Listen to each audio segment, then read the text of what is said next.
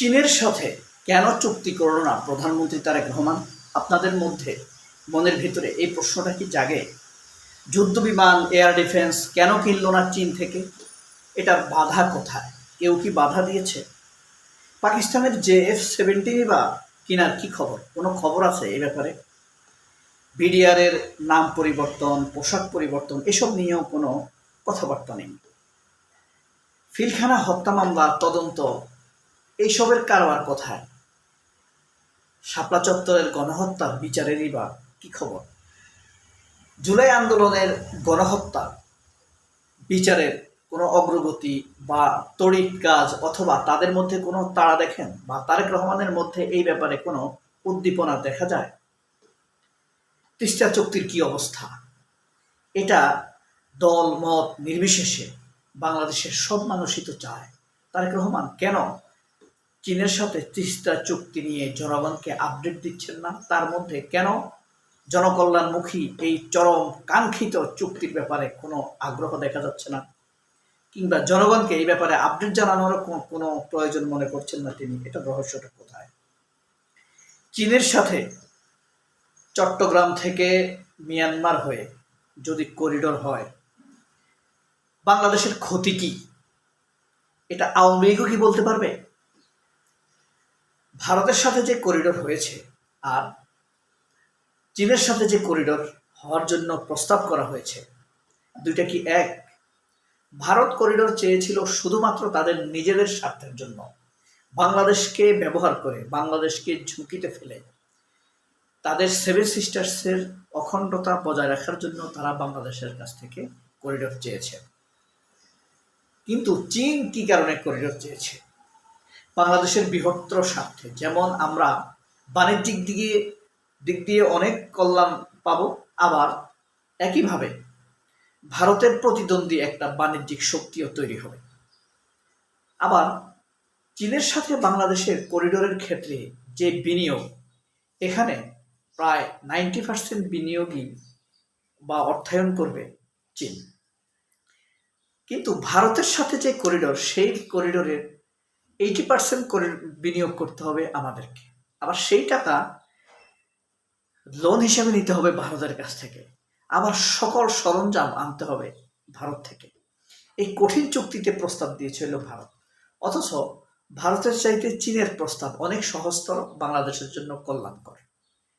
কিন্তু তারপরেও প্রধানমন্ত্রী তারেক রহমান কেন এই চুক্তির ব্যাপারে কোনো আগ্রহ দেখাচ্ছেন না? এর মধ্যে আবার আমাদেরকে নাটক দেখালেন। এই যে দেখেন, এটা দেখেন, দেখতে পাচ্ছেন কি এটার শিরোনাম? আপাতত ভারত সফরে যাচ্ছেন না প্রধানমন্ত্রী। এটা গতকালকের পত্রিকাটা দেখালাম, অর্থাৎ ফ্রাইডের, পরশু দিনের। এই নাটক, এটা কি একটা নাটক নাকি ভারত এইভাবে শিখিয়ে দিয়েছে?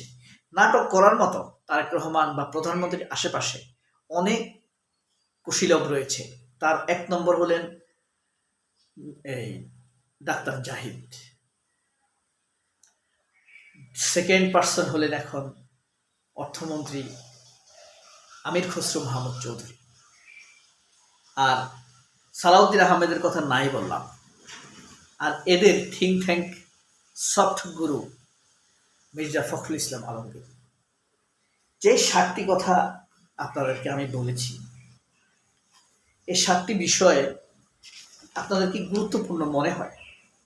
চীনের সাথে চুক্তি না করা, যুদ্ধ বিমান না কিনা, এয়ার ডিফেন্স না কিনা, পাকিস্তানের যে বিমান না পাওয়া, বিডিআর এর পোশাক এবং তদন্ত বা বিচার না হওয়া, পিলখানা হত্যা বা আপনার শাপলা চত্বরের বিচারের ব্যাপারে অগ্রগতি না থাকা, জুলাই গণহত্যার বিচারের ব্যাপারে কোনো অগ্রগতি নেই, আপডেট নাই, তিস্তা চুক্তির কোনো অবস্থান আমরা জানি না যেটা প্রয়োজন, চীনের সাথে করিডোরের প্রস্তাবে নিয়েও কোনো আপডেট নেই।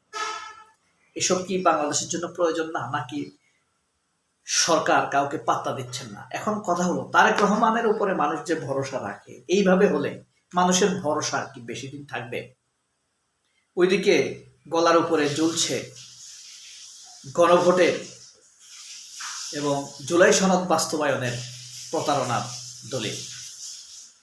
যদিও মনে হচ্ছে মাত্র 5 মাস গিয়েছে, কিন্তু দিনে দিনে গুনে গুনে সেকেন্ডে সেকেন্ডে হোক, মিনিটে মিনিটে হোক, সময় কিন্তু পার হয়ে যাচ্ছে।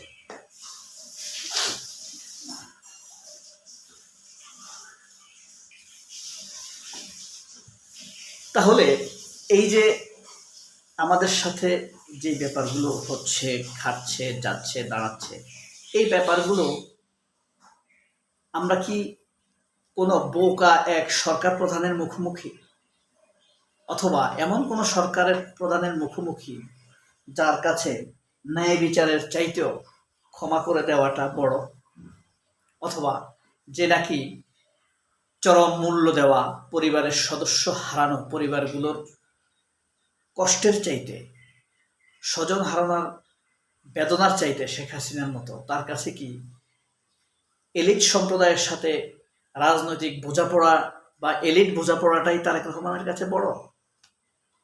তিনি কি ফ্যামিলি কার্ড বা তার সাধারণ চলাফেরা দিয়ে আমাদের চোখে কোনো রকম ধুলা দিতে চাইছেন? যদি তাই না হয়ে থাকে, তাহলে জনকাঙ্ক্ষিত, জন আকাঙ্ক্ষার বিষয়গুলোতে তার উদাসীনতা দেখা যায় কেন? কেন কাঙ্ক্ষিত বিষয়গুলো নিয়ে, এমনকি তাদের প্রতিশ্রুতি বিষয়গুলো নিয়েও দোদুল্যমান অবস্থা দেখা যায়? তাহলে আমরা ভরসাটা রাখবো কিভাবে এই ধরনের মাননীয় প্রধানমন্ত্রীদের উপরে? 31 দফার মধ্যেই তাদের এখানে উল্লেখ রয়েছে কিভাবে তারা বাংলাদেশকে সংস্কার করবে, সংবিধান সংস্কার করবে, পুরাতন বন্দোবস্ত থেকে নতুন বন্দোবস্তে যাবে। সেই সকল তুড়ি মেরে উড়িয়ে দিয়ে কেন জন আকাঙ্ক্ষার প্রতি এরকম চরম উদাসীনতা প্রদর্শন করছেন? বাংলাদেশের প্রাইমারি স্কুলের ছাত্র থেকে শুরু করে কৃষক, কামার, কুমার, পিএইচডি পর্যন্ত, ইউনিভার্সিটির প্রফেসর পর্যন্ত মনে করে তিস্তা চুক্তি বাংলাদেশের জন্য অত্যন্ত জরুরি। কিন্তু দেখেন, এই 1 নম্বর কাঙ্ক্ষিত বিষয়টিতে তার উদাসীনতা, এটার ব্যাপারে কোনো আপডেট নেই।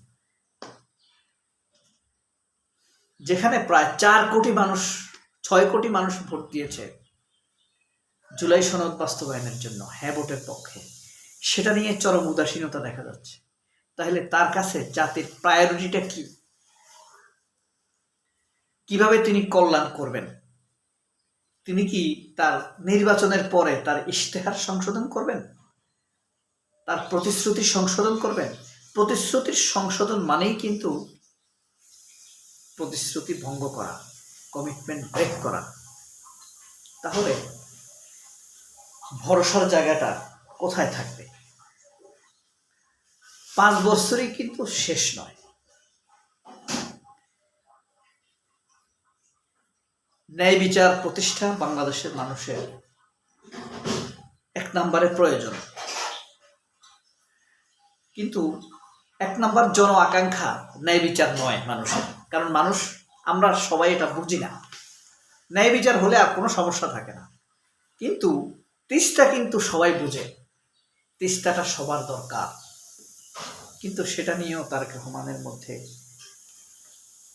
জন আকাঙ্ক্ষার সাথে তাল মিলানোর কোনো লক্ষণ দেখা যাচ্ছে না। এটা কি তার বয়সের গ্যাপ, জেনারেশন গ্যাপ, নাকি 17 বছর দেশে বাইরে থাকার কারণে মানুষের আকাঙ্ক্ষার সাথে তার দূরত্ব তৈরি হয়েছে, নাকি শেখ হাসিনাকে ফেরানোর কোনো কুটচাল চলছে? এটা কিন্তু সত্য, শেখ হাসিনা ফাঁসিতে ঝোলার জন্য দেশে আসবেন না। সে ক্ষমতার নিশ্চয়তা পেলেই কেবল দেশে আসবে। এখানে সন্দেহ রাখার কোনো অবকাশ নেই। বলেন তো, আমরা আর কতদিন ভরসা রাখবো তিস্তার জন্য? এটা তো কোনো দলীয় প্রকল্প নয়। হেফাজতের গণহত্যার বিচার, বিডিআর ম্যাসাকারের বিচার, জুলাই গণহত্যার বিচার, এটা তো দলীয় কোনো বিষয় নয়। তাহলে কেন উনি এমন ঢিলা দিয়ে রেখেছেন এই জন আকাঙ্ক্ষিত বিষয়গুলোতে? সবাই অনেক ভালো থাকবেন। আল্লাহ হাফেজ। আসসালামু আলাইকুম।